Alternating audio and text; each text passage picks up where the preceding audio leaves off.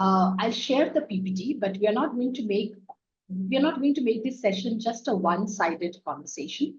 So in between the PPT, at the beginning of the PPT, I'm going to ask you certain questions. And like a couple of you, like Disha and all, Vaishnavi, you have written "Good evening, ma'am." So that's the chat box. That's where you write your answers. Just write the answer and type it, just one word answer or something of that sort. So the presentation is going to be twofold, okay? Number one will be that how organizations look at creating resilient workforce, be it healthcare, life sciences, or any other industry. And second part of the conversation is mostly about that how as freshers or students or people with a couple of years of experience, what are the different things that you can do for your career to go ahead. So this is how the presentation will flow. Let me share my screen and you let me know when you all can see it.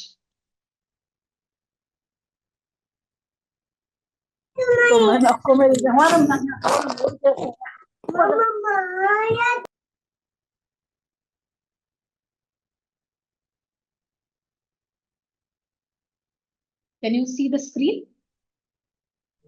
Yes, ma'am. Yes, ma'am. It is audible. Oh, sorry, visible. Right? Okay. So the first question is, and any one of you can unmute and answer also. How many of you have heard this name called Aristotle? I know you all are science students, but Aristotle is a great philosopher. So how many of you have, maybe raise your hand, and or if you know who he is, you can write it in the chat box also. Or you can unmute and say something. I can't see the screen, so I'm assuming with the numbers which is ticking on chat that a couple of you have written something. Okay, many of you have heard, right? So who is he? He's a great philosopher, right? So before I talk about the theory that he has given, which is a very, very interesting theory, let me ask you certain questions, okay? In life, there are two extremes, right? There is an extreme of saying, in a situation, would you like to be coward, or for that matter, somebody who doesn't have the courage, or would you like to be somebody who comes across so courageous or so aggressive that it's almost rashness, right? So if you're asked to take a stand between cowardice and rashness, what will you write? Yes, you all are right. He's a philosopher. Courageous. So courageous is not written in the. Can you see my screen? Yes, it is visible. The words which are written are cowardice and rashness. And I like Dr. Rajashree's answer. She has picked up in between and she said courageous. And others are writing between cowardice and rashness. Maybe I'll pick up rashness. Rather than be cowardice, rashness is maybe better. That's the choice you're taking. Okay. Now the next slide is between indecisiveness and impulsiveness. Again, two extremes. Which one will you choose?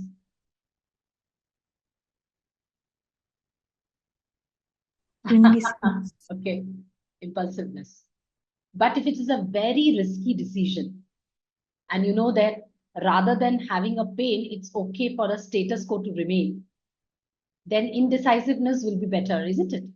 Think about it.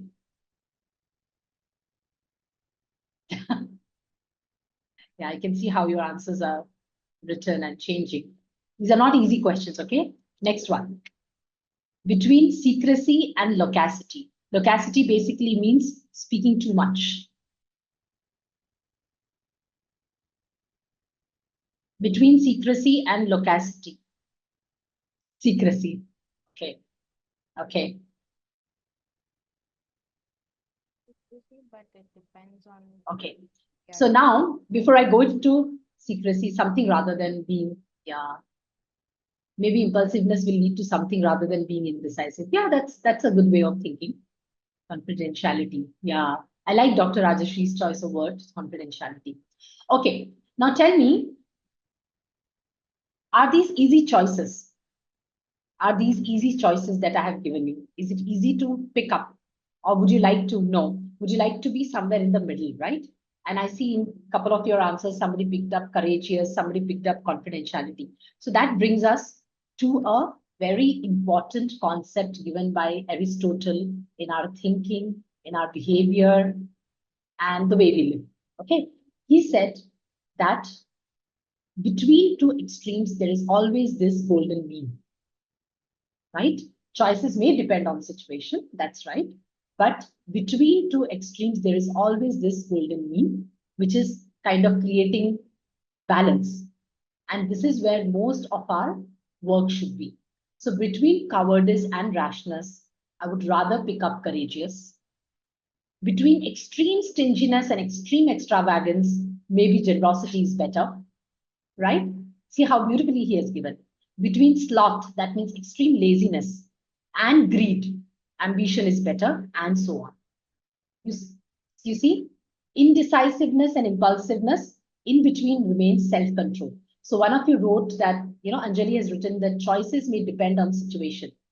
In order to make the right choice in a given situation, self-control is important. Now, why am I saying this? This is not a philosophy class, right? Why am I saying this? I'm saying this because this brings us to a very important aspect of an organization, right? So we are saying that there is on one side employee engagement, which is absolutely necessary. There is no two ways about it, absolutely necessary for any organization to do well. Most of the literature, study, etc., would say that human capital is the biggest asset that any organization has, right? So employee engagement. Engagement can be because the processes are beautiful, the reward is beautiful, or people are learning very well, that employee is engaged. Or the culture of the organization is beautiful, and that's why people are engaged. And on the other side is employee productivity, which is hard-code measures of how much is a person productive or working, right? Now you see, both are in two extremes. So why am I saying two extremes? Because if you are tilting towards only employee engagement and not looking at productivity, then people are nice to each other, people are doing all the good things, having fun, but the organization may not survive, right? On the other side, if you do not think about engagement and you only look at productivity, there is a tendency that somebody may end up creating a very stressed environment, toxic environment, and micromanagement, and so on. We don't want any of those two extremes, and hence we are saying, how do we balance employee engagement and employee productivity? So this is a very important aspect whenever we look at creating the right kind of organization. Okay. So the golden mean is between cultural tenets where softer aspects can come into play. How do you also create metrics and meaning? That means on the cultural side of the organization believes in investing in the people. They treat everybody with respect. Policies are very employee friendly, invest in technology and so on so that the work becomes easy. On metrics and meaning, having done the cultural tenets and the processes in place, how do we create the right kind of measures? And those measures should lead to meaningful impact, right? And that's where the golden mean of any resilient workforce lies in, resilient organization lies in. That means any organization which looks at employee engagement, right, or employee productivity together, is the organization which will be able to create the right kind of resilient workforce. I just wanted to spend a couple of slides on this, and then we move to the most important part, that how all this, affect you as freshers, newcomers. So what is employee engagement? Employee engagement means it's your employee day-to-day experiences lead to engagement. That means employee experience means day-to-day, how am I experiencing the organization? Is are the meetings starting on time, ending on time? Are people respectful towards each other? When I request for time off, do I get time off? How much of a toxic culture is there, and so on, right? And all these day-to-day experiences will lead to a larger aspect, which is known as employee engagement. So employee engagement is after a duration, after having spent 6 months in the organization and day-to-day experiences, we can gauge whether a person is engaged or not. So that is the definition of engagement. Now, this is a theory that I want you to remember because it will come to you. How do you create employee engagement? It's easy to say employee engagement is good. How do you create employee engagement, especially in today's world, right? This is a theory which says that in the modern age, if the organization is able to give purpose, a higher meaning to your job, right? Mastery and autonomy with the right kind of rewards, then the organization is able to create an engaged workforce, which is also highly performing. Now, what is a purpose? Can one of you maybe unmute and tell me what is purpose?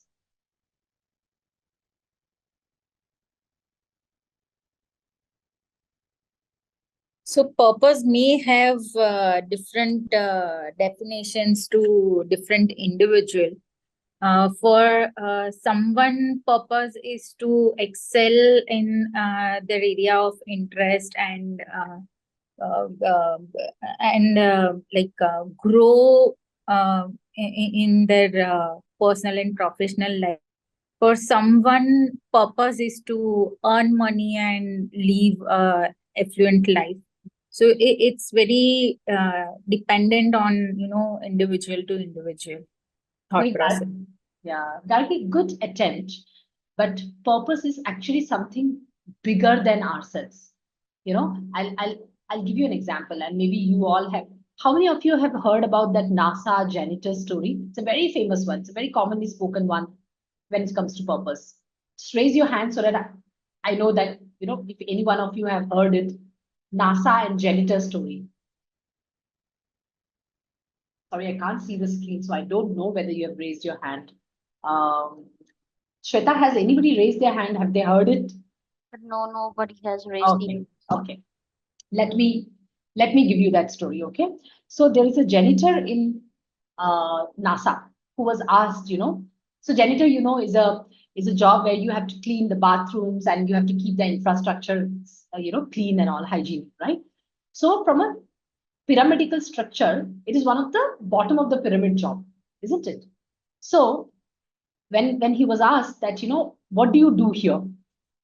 He said, I help organization put a man in the moon, right? So he said that my job is to ensure that from my side, whatever I have to do, I'll do in order to have the larger purpose of exploring the space and putting a man on the moon is achieved. So the idea of purpose is not only saying that I go and I earn. Purpose could be personal calling. Beautiful. What is the personal calling of a person? Which is bigger than themselves. It's a desire to serve something. And see, the word is not work. The word is serve. It's a desire to serve something bigger than ourselves, right? The higher purpose, the lofty goal that one has. So pharmaceutical organizations may not like to just say, I want to make money. Pharmaceutical organizations, the leadership team really, many of the organizations, they really believe that I want to bring innovative drugs to the market so that I can transform patient lives. So if there is a disease which is not conquered, I want to conquer it, right? So that patient has a better life or healthcare is transformed. That's a higher purpose. Now think in your mind. Would you like to join an organization which only says that I want to make money? And that is how it works. Or you want to serve an organization which speaks about higher purpose. And definitely commercial value is part of it. Because without being commercially successful, you can't really bring innovative drugs to the market, right? But if you ask me what is my purpose, higher purpose is something which is larger than yourself. It can be humankind. It can be that you want to, uplift the planet. It can be something of that sort. So purpose is extremely important. Just listen to me carefully because it will come to a part where it will all matter to you as an individual. Okay. Now, after purpose, what is important is mastery. That means that you are gaining skills, or organizations want to hire people who have mastery in their skills, right? That means they know something more than others. They have not only the skill that they know at this point of time, even the future skills which are required, right? Now, almost every department, whether it is medical, HR, or data science, or software engineer, everybody has AI getting impacted there in their lives and their work. So how, not only do I know how to do HR well, do I know how to do HR well in the AI world, right? So this means that a Priyanka has to be a master of her function, but equally master of being able to acquire new skills, right? The desire to become better at something that matters. That means if your skill has become redundant and you're trying to gain more and more mastery in it, you will just become more redundant, right? So mastery means that. Now the last one is autonomy, and nobody knows it better than all of you, because all the youngsters in today's world, you will see there is a desire to control their lives, right?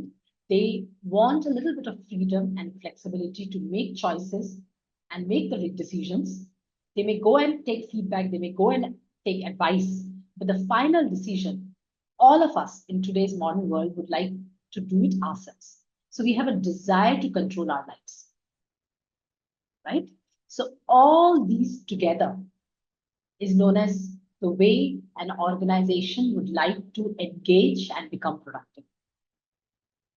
The baseline of all this, which is equally important, is what kind of reward is there in the organization. Now, this is another concept that I want you to think, listen carefully and think about it. When we speak about reward, we do not speak about money only, okay? Because the concept is total reward. Total reward means that you want an organization where the organization is giving you the right kind of work and you're able to find meaning in it. Jennifer has mentioned growth. Yes, you also want organization where you are growing as a personal development and also professionally, right? You want an organization that is paying you right. Definitely, that's there. That will always be there, right? So salary is also a matter. Outside the salary, what kind of reward and recognition is there? Salary is little less, but invest a lot in me from talent and development perspective. People love those organizations, right? So it's a total package. It's not only that salary is good, culture is very bad, I will continue, doesn't matter to me. No. So that is why we speak about total rewards, right? So the takeaway from this slide is what kind of workforce organization is looking at. They want workforce which believe in their purpose, do see themselves serving the larger purpose, and get extreme amount of job gratification from there. They want workforce who are master of their art and craft and can also master the new skills very well in the future. That means the workforce which has mastery and learning agility. Then the autonomous culture, right? So people who like working in autonomous organization can lead from the front, can raise their hand saying that, hey, I will solve this problem without supervision to an extent, right? This is what you also want. An organization also want any good resilient workforce, any organization that want to create would like to do that. And the baseline of all this is reward, where we said, what kind of policies are there from a compensation perspective, what kind of policies are there from investment into the employee perspective, all these aspects will be taken. So continue learning new skills. Yeah, good. Now, okay. Somebody is writing something? Not sure. Okay. I can see. No one is writing. Okay. There's some. Okay, my screen looks a little mistake. So now let me take a pause here and take this off, because I'll then pivot to how all this as an individual person should matter to you. Okay. So let me pivot here and ask you if you have any question before I move ahead. You can still see my screen, right? Can you see my screen? Yes, ma'am, it's visible. Right? Yes, ma'am. Okay. Any question, any comment, please unmute and ask so that, I can then go to the next chapter, which is The power of you. Very important for all of you.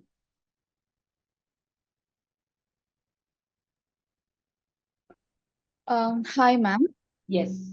Tell me. I have a question. So, when we say autonomy, every individual's approach would be different to a given situation or a problem.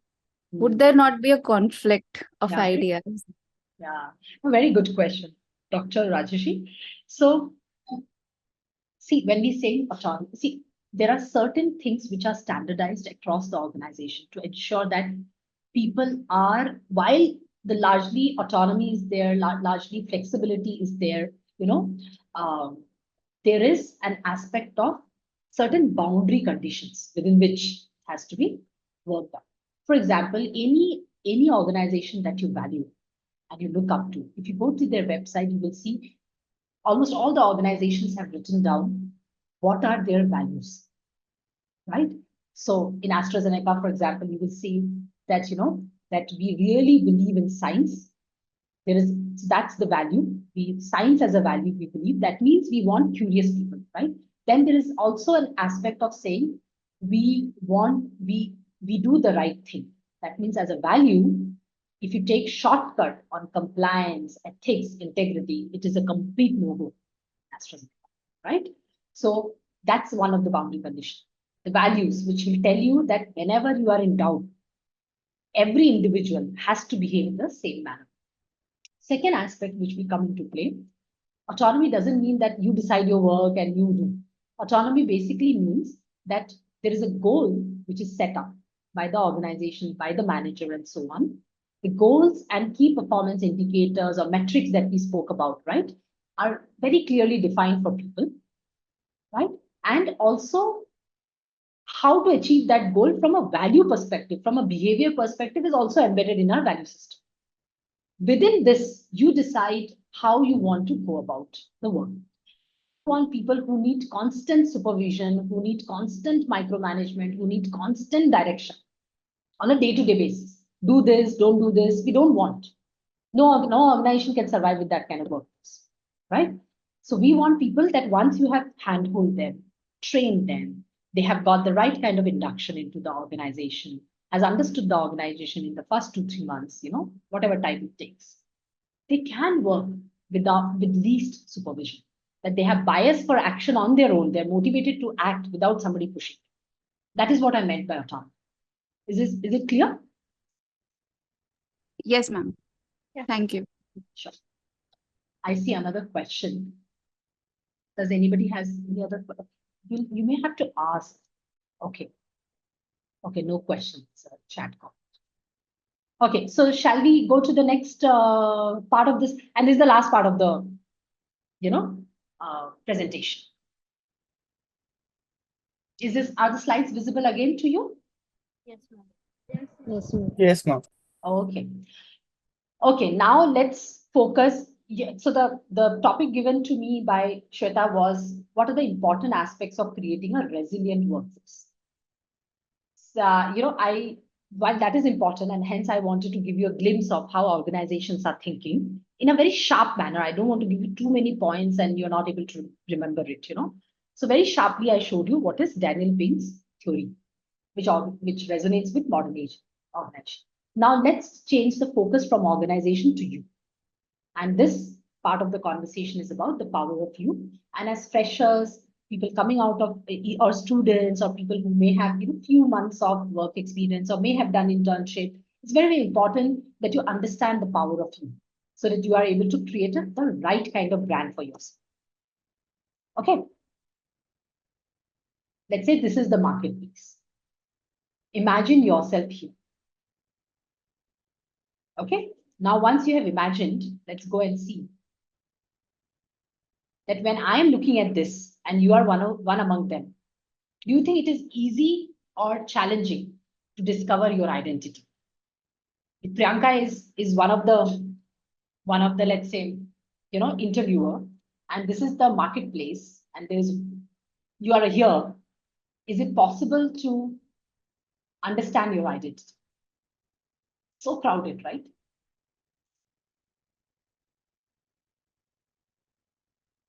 Yeah, very, very challenging, extremely challenging, Challenging. right? So how do you overcome this challenge? Is the focus bet. That means to a large extent, you need to stand out of the crowd.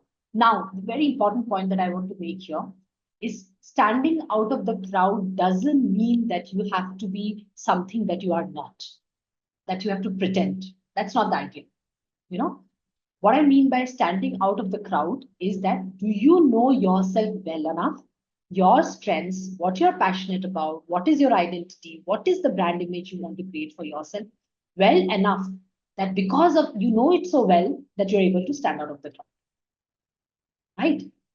So that what does it mean is that at this point of time, the juncture that you are at, it is very important that you understand your core identity. Once you have understood your core identity, it is very easy for you to discover and show your personal brand. Okay. And lastly, once you're able to do that, you'll be able to differentiate yourself. Now, another question, what is a personal brand? You can also unmute and answer. What is a personal brand? What do you bring as an individual to any task or any organization? Let me remove the word brand, personal, and I say, what is a brand? What is a brand? Who you are exactly like? Think a little deeper. You are there. It's not a wrong answer. Your capabilities. Unique identity. Think a little more. You're not wrong. So, brand is a promise, right? So, when you want to buy something from your favorite brand, why do you do that? Because you know that the quality promise, you know, they have spoken about. I will get that. So a brand is a promise. Brand is your identity. Brand is a promise that if you deal with me, these are the 3 things I promise to deliver for you, and you know it. And hence you may come to Priyanka or come to any other brand because you know for this thing I'll go to this person. So brand is a promise. Okay. Now, if you have to create brand, like I said, first you have to discover your core identity, what you believe in, what are your strengths, and so on. Once you have understood that, it will help you in creating a personal brand. When you want to create your process, I will also speak about how you can create your personal brand in today's world, and then you differentiate yourself. Now let's take the first thing here. Discover your core identity. Okay, what is important here? See, who you are comes from a fact of saying what excites you, the way you like to work and relate to others, skills and capabilities that you have and you look forward to acquiring. And it matches so much with the Daniel Pink's, Daniel Pink's theory. So when you say what excites you, right? At this point of time, whatever excites you is the purpose you have. And you don't, at a student level, you may not like to have a very big purpose of maybe serving the planet or serving the society. It may come towards that later, it's part of your life. But at this point of time, it may excite you to solve the real problems of the world. It may excite you to get a job in your favorite dream company. It may excite you to earn certain numbers, right? So basically, it comes from the fact it's saying that, you know, what excites you. Once you have understood what excites you, you need to also understand what kind of personality you are, the way you like to work and relate to others. And this is where you will see so many conversations are happening around, are people empathetic? Are people strong in collaboration? You know, do they work as team player, right? Are you unnecessarily competitive or you are collaborative? Because the world has shifted from competition to collaboration. They understood that the more and more people are able to collaborate with each other, they are able to generate more value, right? So personality. And the last one is skill and ability. I cannot stress the importance of skill and ability or mastery that we spoke about in Daniel Pink's theory for a fresher like all of you.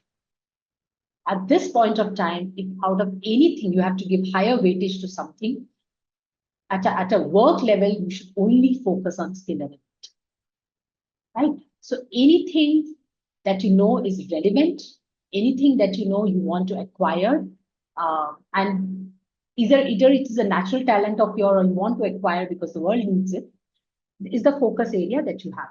So the internships that you do should be meaningful. The work that you pick up should be meaningful at this point of time. In the first 5 years of your career, if you are focused on skills and abilities, there's absolutely no way that you will not be successful or you'll not be able to earn later. Life is a trade-off, guys. Okay. So in today's time also, if I have to do a trade-off between salary and the work that I'm going to do, right? There is a company which is paying very high salary, but the work is not meaningful, right? After 17 years of work experience also, I find myself picking up the work which is meaningful. A meaningful work for me that I know I have a higher purpose. I'm doing a bigger thing in life, really good thing for the society or planet or something of that sort. I know that I'm acquiring skills which are going to make me fit for future, right? And also that my sphere of impact, sphere of influence is slowly increasing. So these are the things that give me excitement. And for that, I do not mind joining an organization which may be playing slightly lesser than some other organization where work is not meaningful. Even today, 17 years of work experience. For you, I cannot stress the importance of this. I've seen people who are going after skill and ability and meaningful work doing extremely well after 5 years of work experience. So they join an organization where they get good quality work, where they get good business problems to solve. They get peers that they can learn from, organizations which challenge them with the right kind of work. And for a fresher, that should be your focus area at this point of time. While you are doing that, it is equally important that you try to understand yourself, like what kind of brand you want to create for yourself, right? And any brand that you want to create for yourself, this is where we now, I'll just move here. That how do you create a brand for yourself, right? In today's world, you can create the brand for yourself by speaking about it.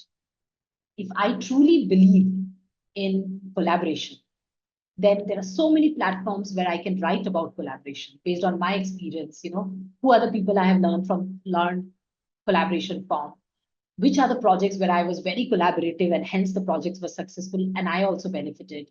So you can show your brand in today's world so easily, right? That means you have a LinkedIn profile, you have written down your interest properly there, your profile picture speaks about you, the work that you are doing, the internship that you have done, what is the outcome of that internship, what did you learn, what challenges that you overcome, and things like that.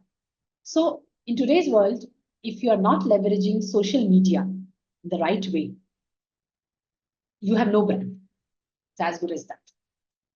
So let me also again take a pause here and check from you if you have any question. Let me go back to here. So what are we saying? We are saying that you need to discover your identity and then you need to show your brand. This is what we are speaking about. Any question you have? Ma'am? Yes? Ma'am, earlier you told us about standing out of the crowd. So, like, can you actually stand out of the crowd without being a risk taker? Because not everybody wants to take risks when it comes to work or just generally in life. Some people like to play it safe. But how do you differentiate yourself if there is no risk involvement?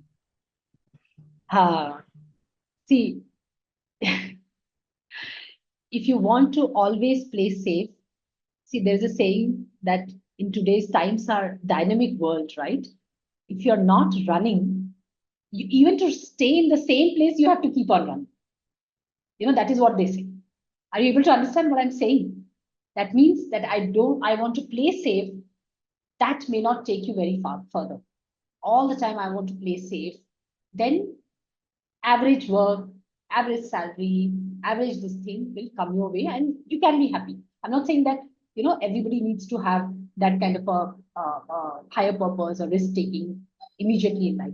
But the larger question that I want to answer is that the skills are going to become so redundant over a period of time. Okay. My favorite example is an example that you can find in public space also. I'll give you that example. Let's take the transportation world. Okay. Many years back, it was the horse carriages which were moving people from one place to another. Correct? And they existed for 200 years.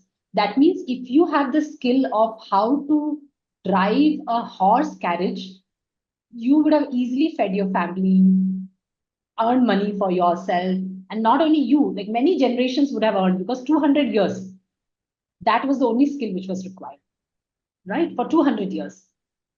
But then the automobile came into existence with food.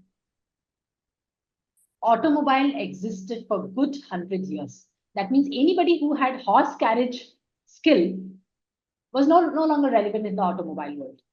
Now you have to learn a new skill of how to drive cars. Correct? That's there. Now see, those existed for 100 years or whatever. Now there was a time, couple of years back, 7, 8 years back, they started speaking about aggregator businesses of transportation. And that's where Uber, Ola, etc. came into existence, which says that, not only you need to be, you may not have a car, you can still go ahead and give that service. And there is an app that you should be very well versed with as a driver, so that you know how to manage your entire service in a digital fashion, right? That's a different skill. So that came into existence. And now if you see, completely different skill of saying self-driven cars, ubiquitous car is coming into place. So what this example shows is that the relevance of a skill is slowly shortening. Horse carriage skill existed maybe 200 years. Automobile skills existed for 100 years. With digital disruption, 10 years, these Uber, Ola, they all existed. But now, 10 years. So 200 to 100 to 10. And now we are speaking about, intelligent cars, self-driven car, and so on. So skills are not going to be relevant. So if you're not a risk taker in developing yourself and inventing yourself and reinventing yourself, it's going to be very tough. They're saying medical people should also know AI, HR people should also know Python, data science, and so on. We all have to take that risk of learning. I'm not sure whether, it's the wrong answer to a very small, short question, but I wanted to let you know that even if you're not a risk taker on skills, you have to be a risk taker. You have to, not risk taker, you have to come out of your comfort zone. Okay? Yes, thank you. Just the last slide from my side. When you are going for interviews, what kind of interviews you will come across? Different kind of interviews. So there is a very standard 101 interview that happens, which was a very traditional way of doing interviews, where we just look at qualifications and ask some questions to people and direct exchange. Have you done this? Tell me what have you done? And those kind of concepts. Standard 101 interview. They are no longer existing. Okay, we have moved to behavioral or situational interview. So behavioral interview basically says, and you will come across these kind of interviews, and hence I wanted to give you this tip. Behavioral interview basically speaks about that I will ask you questions which will help me focus on your past behaviors. And based on your past behaviors, I will be able to predict future performance. So I may ask the question, was there a situation in your life, especially when you were doing internship or in college, where what you were saying or proposing, nobody in the group agreed? Let's say you're doing a case study or you're doing a project as a group project, right? And you found yourself in a situation that what you were proposing as a proposal, nobody agreed. So could you please tell me, how did you manage that situation? What kind of situation, what kind of work did you do in order to gain the trust of your team members? So if that's a question, then you have to remember that you have just remember the STAR technique. It's very, very nice technique. It says that when you are answering a question related to behavior or situation, very important that you look first, you say, talk about the situation you were in. You will say, I was doing so and so project with my team members. The task given in the project, the team mentions the task given in the project was this, that the project should have this kind of an outcome, right? The action that I took is to propose, and when then people did not agree, I ensured that each one of them I have spoken to and I have aligned, because of which the result came out to be so of the project. So any behavioral interview or situational interview that you focus on, just remember this STAR technique. That did I describe the situation correctly? The task which was given to me, what action did I take? And because of my action, what was the result? Right? Some people are good at just describing the situation and they say, I did that. It's okay, great, you did that. But we also want to know, because of your action, what was the positive outcome? Result is very, very important, right? So remember this STAR technique. The difference between behavioral and situational leadership is only one. Behavioral really focuses on your past behaviors. That means something which has happened in your life, either in student life or in work life. While situational leadership, they may also give you a situation from the industry and say, you may not have experienced it. It's a hypothetical situation. They will give you and they will say, what will you do in this situation? Right? So, for example, you prepared very well for a presentation and you know that's a very critical presentation for you. You went for the presentation in front of the leadership team and your laptop is not working. What will you do?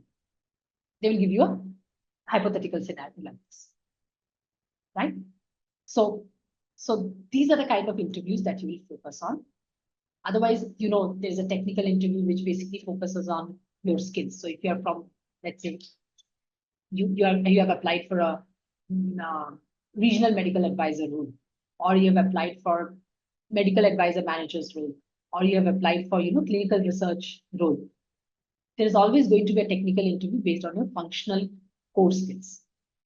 Once your that interview is over, where you will have to speak about your internships, projects, the kind of data you looked at, how did you solve a problem, then comes the manager interview. And manager interview is mostly about how will you adapt yourself in the corporate world. Do you have critical thinking? Are you emotionally mature? Right? Are you a team player? That will happen in the manager interview. And in HR Connect, generally, there is an assessment of personality, what personal characteristics the person brings, what kind of energy they bring. Is there a cultural fit, communication skills, salary, all those conversations.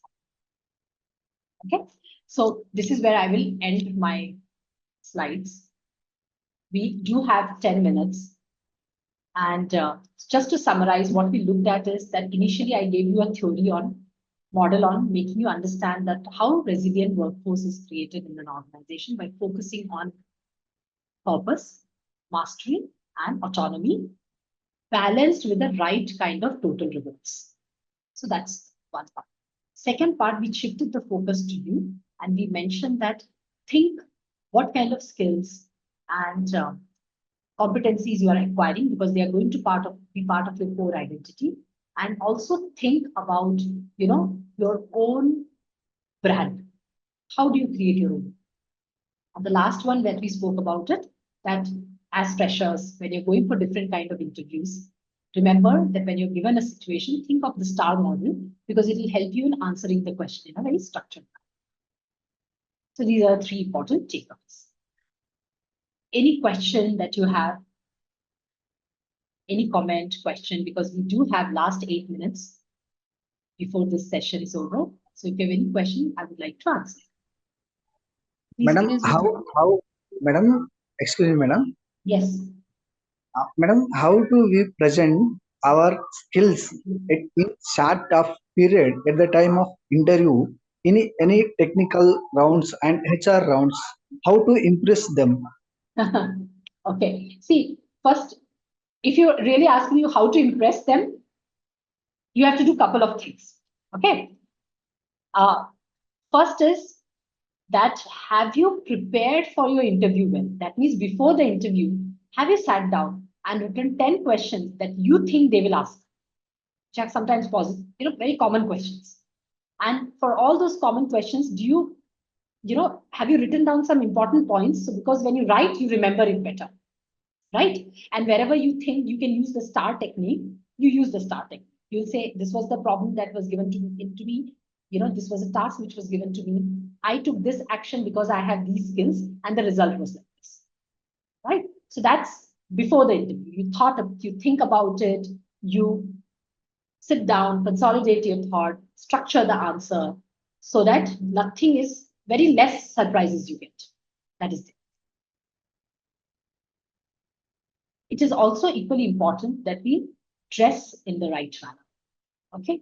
By dressing, I don't mean that you have to get the best of the brands. I don't mean that. I mean that, are you coming across as a professional person? Are your clothes clean? Do you come across presentable? They are ironed well. Your shoes are, well polished. So that, see, when you dress well, it's not about looking good, guys. There's a saying that says that if I have invited you for a meeting and you have dressed well, it is your way to pay respect to my meeting and me. So when you dress well, dress properly, the person feels respected to whoever you're going to meet, right? But if you go in a casual manner, not really caring how you're dressed, the person feels that my meeting is casual, I'm not important to that person, and hence the person is casually dressed. So forget about looking good when it comes to dressing up well, okay? Looking good is secondary. The first thing is, when you dress up well, you are actually signaling the other person that you are important. And hence I took efforts to dress well for your meeting. So that's second point that you should remember. And during the interview, maintain your calm. Wherever you don't know the answer, it's okay. 10 questions you have answered, and 11th one, it's okay to say, I don't know, right? But here is what I think. I may be wrong, but let me give it an attempt. It's okay to articulate it like that, but at least you will come across as honest. Use the STAR technique, or use some technique which shows that we are very structured, sharp, and not going round and round and round without any outcome. I've generally seen freshers doing that because they have not got the experience of how to speak in a structured manner, right? So these are the couple of tips I will leave you with. Nothing. Thank you, madam. Thank you very much. Excuse me, ma'am. Yes, Sharima. Ma'am, when we stand out of the crowd, how should we stay away from conflicts? Like, everybody will have that same thoughts, and we may end up in bad situations in the corporate world. So how to get away from such situations? Very good question. See, I think we all should be smart enough that if we are going to a new place, first we understand the place in and out before we make any comment or improvement which may not go down well, right? If you don't know the history of the organization, why the organization is like that, we may end up making comments which is not in sync. People may feel the person has hardly spent a month in the organization, doesn't even know half of the departments, doesn't even know why we are doing what we are doing, and started making comment on how to make us better. People don't like it. We humans are very emotional, right? So the first part of any job is that you enter an organization and try to understand the role that you have, business model of the organization, who are the customers, how are they making money, how are they investing money back into R&D, and so on. And then, in the right way, making recommendations and comments and, continuous improvements in the work. Because then it is like saying, I have earned your respect, I understand you well, I know how you work, and hence I'm making these comments as a well-wisher. So that's the first thing. Okay? Sharma, let me also give you this thing, that conflict cannot be avoided in the corporate world. If you stay with your sister also in the same house, you will have conflict, right? Stay with your best friend in a flat, you will have conflict. It's inherent. You can never ever avoid conflict, right? So avoidance of conflict is not going to help. It's the management of conflict. Once the conflict has happened, how do I come across? General behavior is, conflict has happened. Priyanka and Sharima had a conflict. They stop talking. The moment you stop talking, it will become worse, right? So if you have had conflict, it's even more important that you engage me. have more conversation with that person, right? We all need to develop the art of saying no in a polite manner, right? Not easy, very, very difficult, right? So remember, conflict cannot be avoided. If we have a brand, this is where brand image comes, okay? If we have a brand that says that, let's say, Sharima focuses on issues or processes and doesn't blame a person. So before saying, Sharima, you did it wrong. If I say something like, Sharima, let's look at the process, why the mistake happened from you. Let's look at the process. Is there some problem in the process? You like that statement better rather than me saying, Sharima, you did wrong, right? So if you have a brand image which says that you are issue focused and not person focused, you are process focused, you're not person focused, it's easy to manage conflict because your brand tells people that you want to respect. Second, that you are always available for conversation. Even if there is a conflict, you still know you approach the person, right? These are few things that as you go ahead in the corporate world, you will understand that are very, very important. And no school and college, unfortunately, are able to teach it. It's not possible, right? And that is why after some point of time in the corporate world, your softer skills, behavioral skills, they become much more important than your functional skills. Functional skills are hygiene factor. Everybody has to know, right? Thank you, ma'am. Good. My pleasure. Shweta, we are dot on time. And if people don't have any other question, we can wrap up. It's up to you. Do let me know. Ma'am, I have one question. Yes, Nikita. Ma'am, if we are going for an interview and if I have a career gap, then Career I will career gap. gap. Okay. Yeah. I will tell all the genuine things why we have a career gap and all, but how to address in a good manner or a correct manner that's interviewer will be okay. This is a genuine think positively our perspective and See, Nikita, the first thing is you have to prepare well in the interview. See, if you know that you're already on a back foot because there is a career gap, right? If you feel that in your head, very important that you put effort in preparing for the interview. That means prepare for functional skills, functional interview well, technical interview well, write down the questions you think are going to be asked, answer them in your head properly, right? So preparation has to be there. Because if you're prepared, and believe me, if you're prepared, and you, in my interview, if you have answered 8 out of 10 technical questions, and then I ask you, why do you have a career gap? And you give me your honest answer for whatever reason there is a career gap, I will discount it and I'll hire you because you know so many things about your job, about the skills, competencies which are required, right? So what I'm trying to say, career gap will become a detrimental factor only when the skills and competencies are not of that level. Then it will be like, okay, the person doesn't know and person is also not, consistently able to perform. And there are a lot of gaps. But if the person is good, above average skills and competencies, then we don't make career gap as a reason for rejection. so we have to prepare. Yeah, you have to all the prepare well. things. You have to prepare Understood. and never lie. I'm not saying Yes, that sir. speak a truth which will not go well. Don't do that.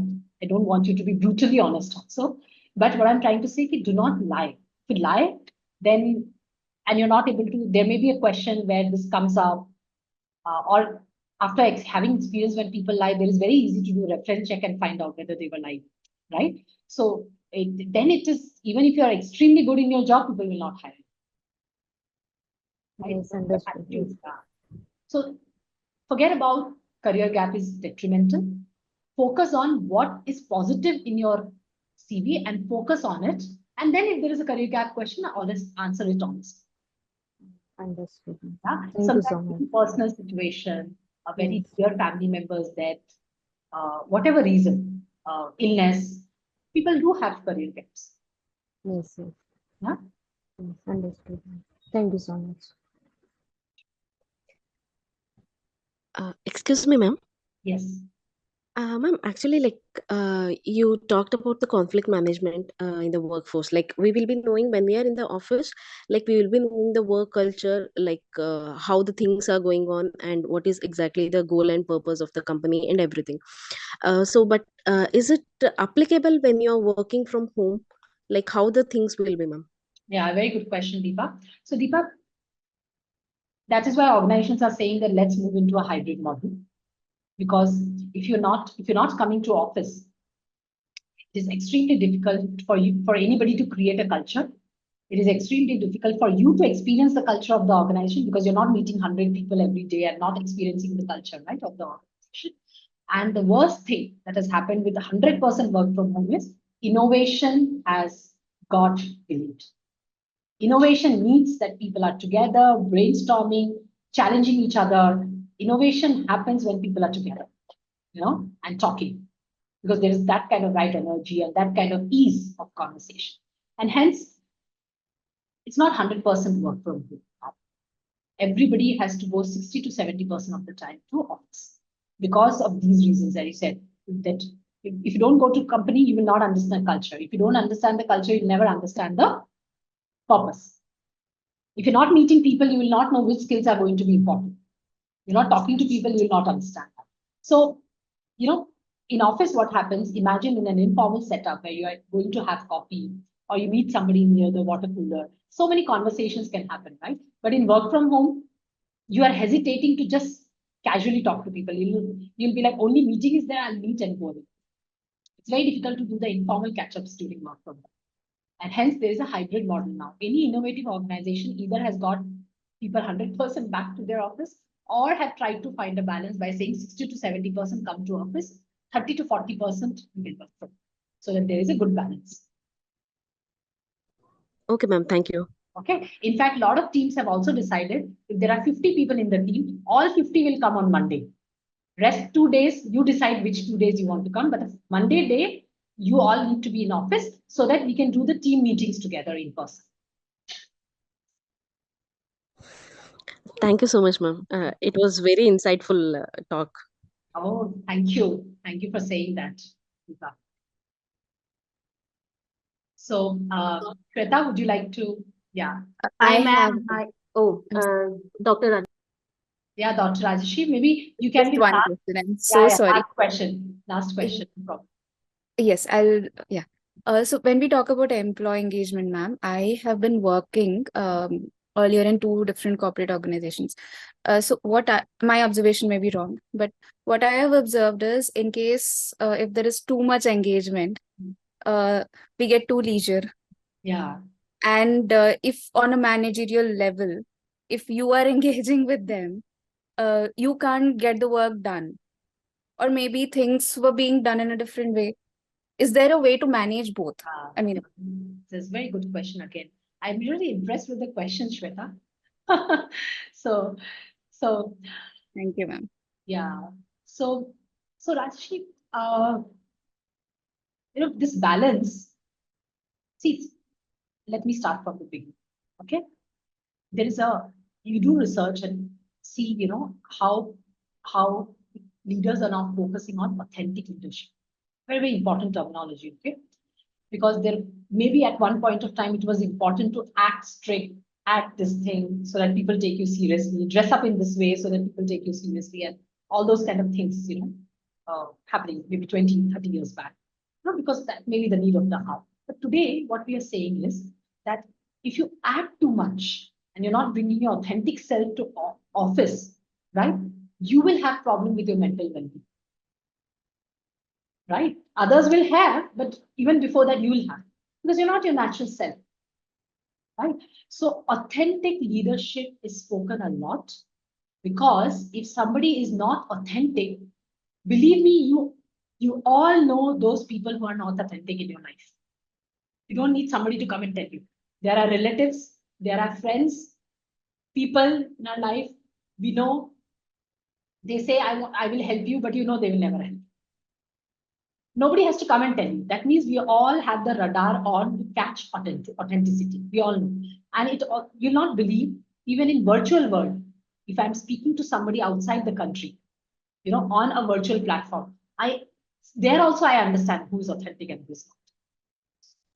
So this is all human beings have good wiring radar on to understand.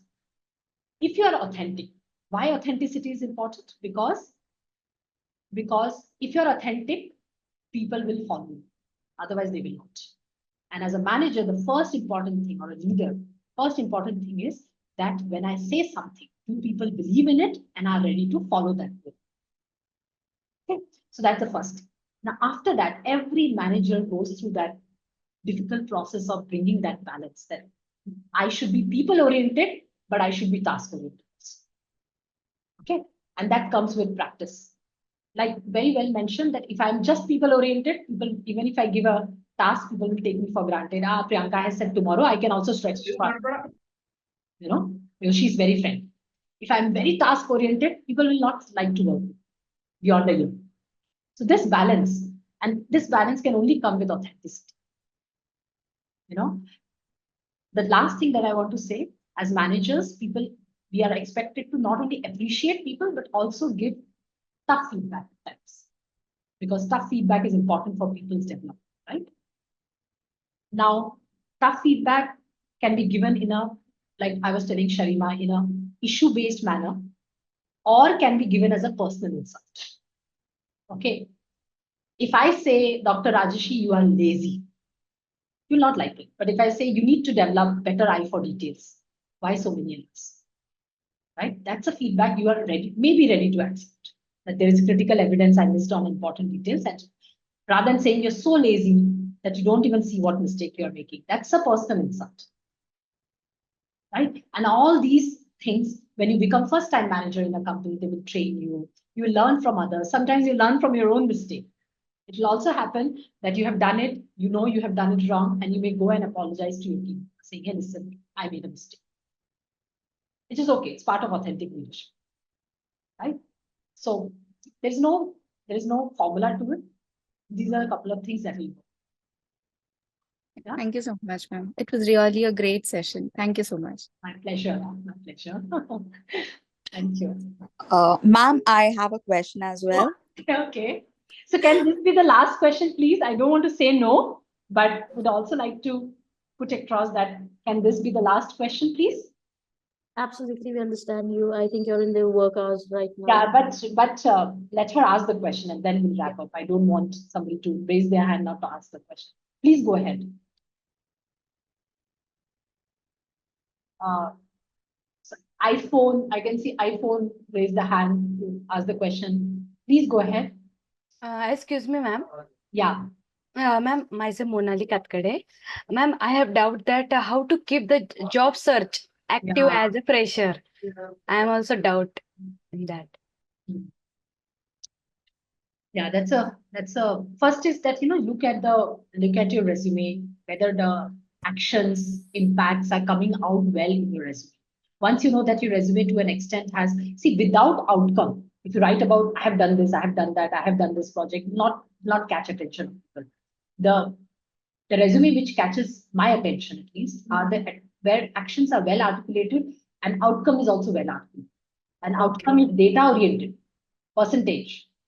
You know, for example, if a production engineer writes that I have removed these many defects, right? 0 defect kind of a process I have created, that will catch my attention.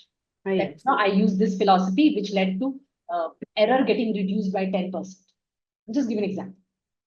Yes. Okay? So that is first things. Focus on your resume and write down those things. And then there's so many agencies nowadays, Monali. Again, I may not be giving the right kind of answer because I'm not so well versed with the talent acquisition part now, because I was doing that earlier. But there are agencies who are able to direct you. So, you know, how to write the resume, where should you apply. Third thing is, as a fresher, my only piece of advice to you will be get the foot in the door. That means any job that you get, which is meaningful learning, please take it. Okay. Please take it, you know, because this is not your time to be choosy. You can be choosy after 2-3 years of experience. Believe me, you can. We all have been. Yes. Right? My first job, I did not choose. Whatever I got, I took. Because you don't have a second and third job. And practice to be practical, right? Yes. So That's known as getting the foot in the door. Once you have got the foot in the door, it will be easy for you to enter the room, Yes, ma'am. you know? Yes, yes. So think about that. Okay. India is also a country where it is economically doing quite decent. There are big organizations coming, but there are also startups. Startups or any small organizations may not pay you well, but it is okay to compromise on salary at this point of time. Okay. But so that you can earn better. Yes, ma'am. Yes. Okay? Yes. These are the couple of things that I would say. Okay. And Thank take last one, if you know people in the industry, if you know any professor can help you or college can help you, do not hesitate to ask for help, ask for references. So Okay. Okay. asking for help, asking for references, networking, very important skills. Oh. Okay? Yes, ma'am. Thank you so much. Okay. Yes, Shweta. Thank you, Priyanka, ma'am. Thank you so much. This session was absolutely a thriller. Got to jot down a lot of points myself. So I hope we can engage you in another capacity in the near future. And I'm sure the students are also thrilled to join. Sure, And sure. thank you so much and have a wonderful evening. And also a small request before you leave, if you have a message for us and our bright students who will be stepping into the corporates very soon, any word of advice, a quick word of advice? Yeah. So, you said that in my introduction, but I don't know whether people could register. There is a very famous poem by a poet called Alfred Tennyson. And there's this one line which I loved. Okay. And that has been my mantra in life, and I have benefited from it. So I'll leave it for you as well. It says to strive, to seek, to find, and not to meet. That means I will enjoy the journey of finding, right? And in the process of finding, if I get failure, success, whatever, I'm not going to yield. That means I'm not going to get defeated. So as a fresher, it's very important to take that because you will get to hear a lot of no's, right? I mean, nobody can save you for that. Now you're moving from a very cocooned student life to corporate world, which is about making the right kind of impact, competition, and so on. So have that mindset of saying, I will continue to strive. Because at the end of 30 years of work experience, what is the end result is what is going to be matter. It's a marathon I'm running. It's not a sprint. Okay.